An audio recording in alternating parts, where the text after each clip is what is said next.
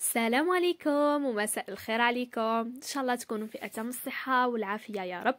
في لا فيديو تاع اليوم جيت نشارككم اجواء يناير. جست عن بالي بلي راني روطار مي حبيت نفيدكم بالوصفات اللي درتهم، عن بالي راح تستحقوهم لسهراتكم. كما راكم تشوفوا بازيت بوكو بلوس على المعسلات. ليسونسيال اول وصفه عندنا هي المقيرط. دونك تبعي مليح سيداتي، هذه وصفه المحلات. هنا نسحقوا 3 كيلات نتاع سميد يكون متوسط. اللي حبت كونتيتي كبيره تكبر في الكيله، واللي حبت كونتيتي صغيره تصغر في الكيله. انا هنا خدمت بهذا الكاس اللي يرفد 220 مليلتر.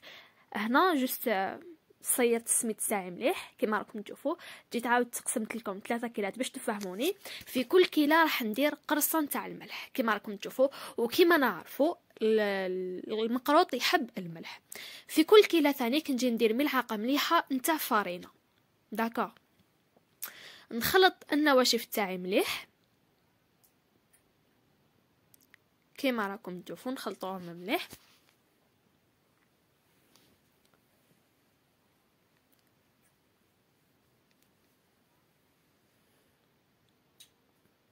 ونجي نبسس السميد نتاعي بالزيت بكاس زيت، يعني نفس الكيله تاع السميد نجي نكيلها بكاس زيت. نعم ايه سيداتي، المقيرة تاع برا تخدم بالزيت. هنا اللي حبت البنه وحبت تخدمه لدارها دير كيله غير ربع نتاع زيت وتكمل الكيله نتاعها بالسمن.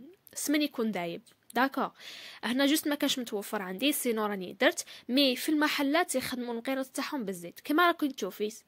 كما راكي تشوفي ندخل مليح هذاك السميد في الزيت كما راكم تشوفوا.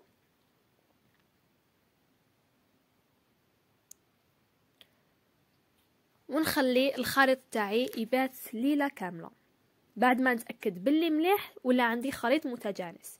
كما راكم تشوفوا هنا خلطوا حوالي 3 دقائق وغطوا الخليط تاعكم وخلوه ليله كامله. هنا الوصفه الثانيه اللي كنت درت خبزه نتاع القطايف. دونك هنا عندي قطايف تاع سوريا، هذوك الرقاق عندي 500 غرام.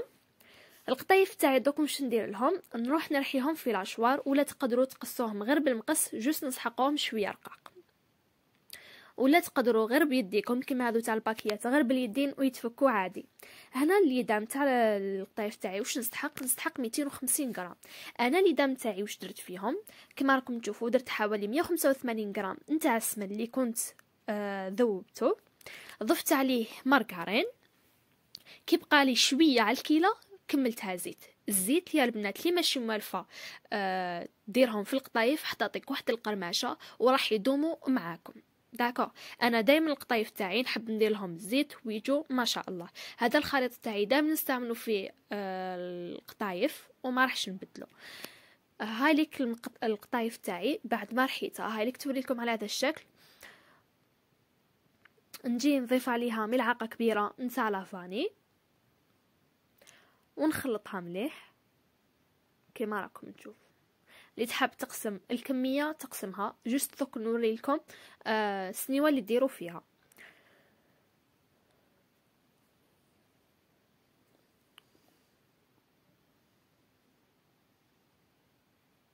هنا نجي ندير هذيك ليدام ما راهمش سخونين يا البنات، راهم باردين.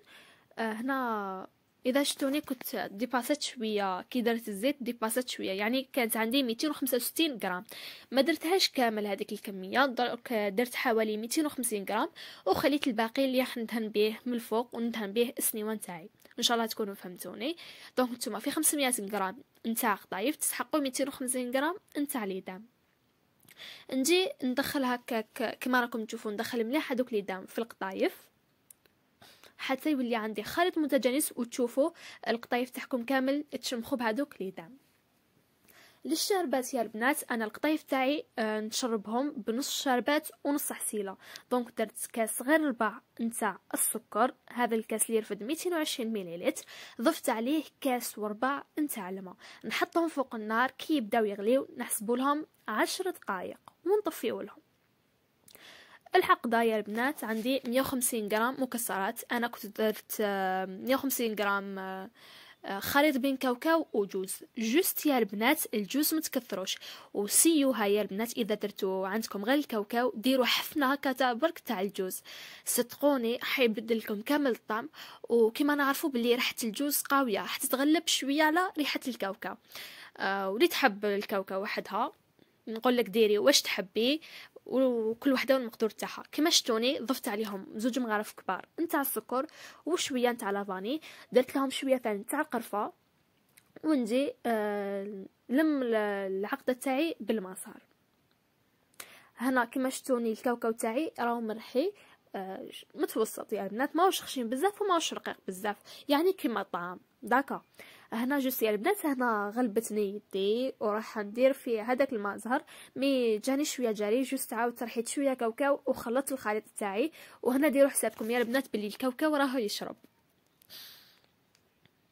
دونك هنا جاني الخليط شويه جاري، ضفت له شويه كاوكاو كما راكم تشوفوا، درت قرصه نتاع القرفه. هنا هاو المول تاعي حوالي فيه القطر تاعو حوالي 28 سنتيمتر. نجي نقسم الخليط نتاع القطايف تاعي، نقسم نص كبير ونص صغير. نص الكبير راح نديرو كقاعده اولى، ونص الصغير راح نديرو كقاعده ثانيه. هنا اللي تحب تخدم القطايف تاعها وديرهم في مقله وديرهم فوق الفرن تقدر، يعني الوصفه راهي ناجحه. كما راكم تشوفوا يا البنات نجي ندير القاعده الاولى اللي كنت قسمت الكميه الاولى الكبيره. كما راكم تشوفوا بهذه الطريقه نحاول نضغط عليها. وهنا كما شفتوني السنيوه تاعي كنت دهنتها بالسمن، يعني هذاك الخليط الاول اللي كنت خليته. نحاول ندير شويه حفره قسما ندير، يعني نحاول نشكل شويه الجوانب باش اذا درت الحشوه تاعي ما نوصلهاش حتى للطرف. هاي ليك العقده تاعكم راح تكون كما العقده نتاع البقلاوه. ونجي ندير العقده نتاعي كما راكم تشوفوا. انا جوست راني نوريلكم في القوام.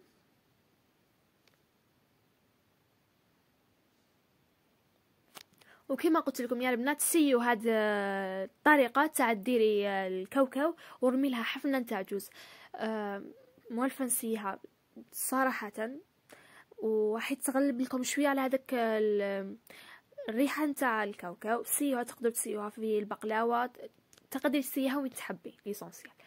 انا نجي ندير الطبقه تاع الاخيره نتاع القطايف كما راكم تشوفوا، ونضغط عليها بيان سور. هاليك بعد ما نكون سويت السطح تاعي مليح.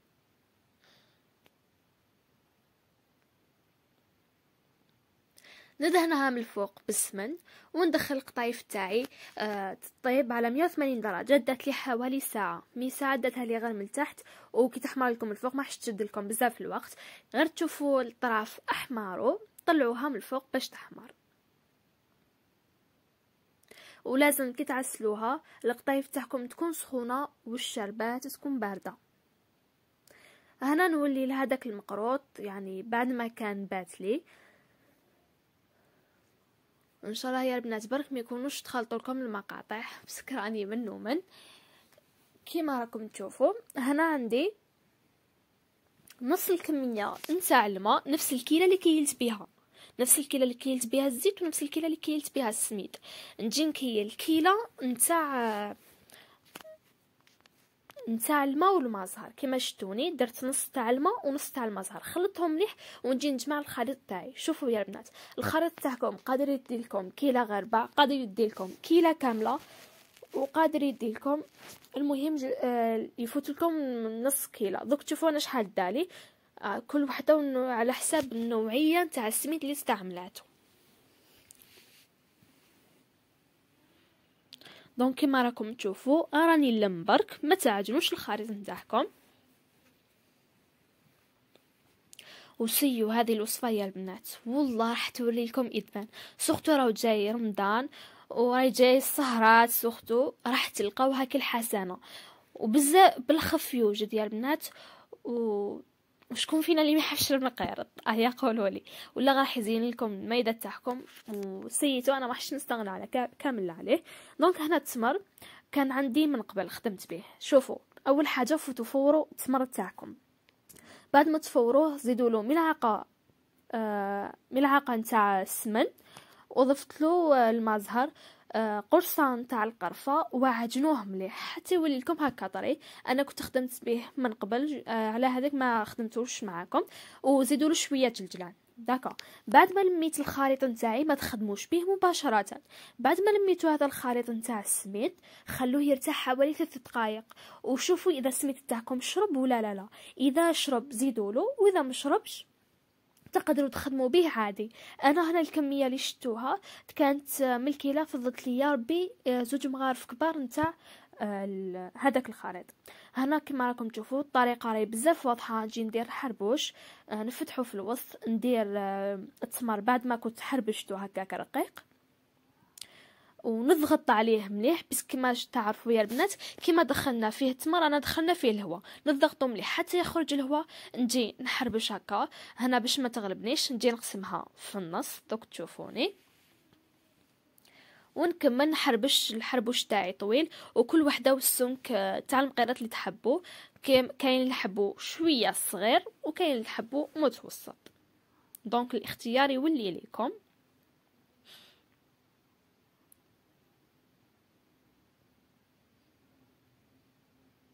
هاليك طريقه بزاف سهله، اي مبتدئه فيكم تقدر ديرها، وراح يحمر لك وجهك.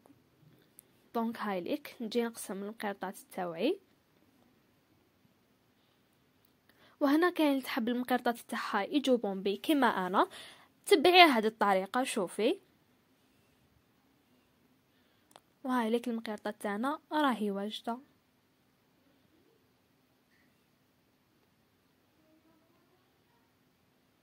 هنا جوج تسقميه في لي كوتي راح يوري لك بومبي.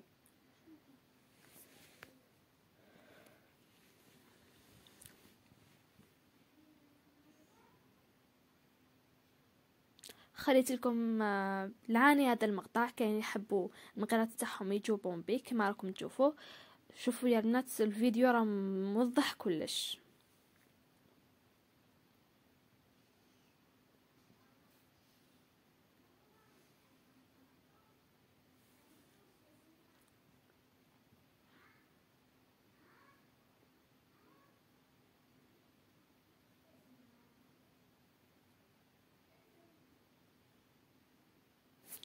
هنا يا البنات بعد ما كانت طابت لي هذيك الخبزه نتاع القطايف، الخبزه تاع القطايف هي سخونه، نجي نشربها بالشربات. هنا شوفوا يا البنات هذا العسل خدمته في المنزل، يعني عسل منزلي. اذا حبيتوا نحط لكم الوصفه راهي مصوره وكلش، جوست اذا شفت التفاعل تاعكم راني نحطها لكم. ناجح 100%، ويجي كيما نتاع برا يا البنات. دونك نخلط هذاك الكاس نتاع العسل مع الشربات تاعي اللي كانت طابت لي وبارد كما قلت لكم، ونجي نديرو فوق هذيك. هنا يا البنات درت واحد الغلطه قد راسي يا البنات. هنا ما ديروش كما انا، بس شوفي كي شربتها هكا جيت شغل بطيت شويه باش جيت نديمو ليها، لصقت لي يا البنات. كارثه كارثه، ما كنتش حنكمل كامل نصور لكم والله. مي معليش. هنا جس اذا طابت لكم نحوها من المول وديروها في كاش اسيات ولا اللي راح تقدموا فيها، ومن بعد عسلوها. ما ديروش الغطه تاعي، بس كي جيت نديمو ليها طبقه تنحات لي وطبقه متنحات ليش وزعفت و ليسونسيال. ما ديروش الغلطه تاعي وخلاص. هنا جست حبيت ناكد لكم على هذه الطريقه باش تفهموني مليح. كي تدخلوا التمر في السميد تاعكم زيروا عليه مليح وكملوا. هنا يا البنات سألتوا عن بالي باللي المقيرات تاعنا كيفاش نخدموه بالزيت ونطيبوه في الزيت. هذا محشي حل. جبت لك الطريقه يا البنات. قبل ما ديريه في المقله كما شفتوا عندي، ديريه في الماء والماء زهر هكاك، دخليه وطيبيه مباشره. والله يا البنات ما راح يتفتح لكم. طريقه معتمده، و كما راكم تشوفوا يا البنات والله ما تفتح لي. هنا جوست غير تنحوه من المقله ديروه في الحسل تاع برا عادي. كما قلت لكم هذاك الحسل كنت خدمته في الدار. اذا راكم حابين نشاركوا معكم خلوا لي في التعليقات. كما قلت لكم مباشره في الحسل خلوه يتشرب شويه، بعد حطوه في الكسكاس يقطر. كما راكم تشوفوا يا البنات المقيرات تاعي والله متحل. وكما شفتوا خدمت شويه مقيرات هذوك تاع المربعات تاع القهاوي. اذا راكم حابين نشاركوا معكم ثاني خلولي في التعليقات. وهاليك الطاوله تاعي، وكما نعرفوا العادات تاعنا يكون عندنا طفل صغير مزيود صغير نرمو فوق الحلوه باش يخرج هكا عام حلو. ان شاء الله يكون عامي حلو وعامكم حلو، وان شاء الله يكون عام خير عليا وعليكم على جميع الامه المسلمه يا رب. كل وحده في قلبها حاجه ان شاء الله ربي يحققها لها، ونقول لك سعاي باش تحقيها. ما تستناش الناس حتى تبوسيك. ونقول لكم يا البنات في امان الله، ان شاء الله تكونوا استفدتوا معايا.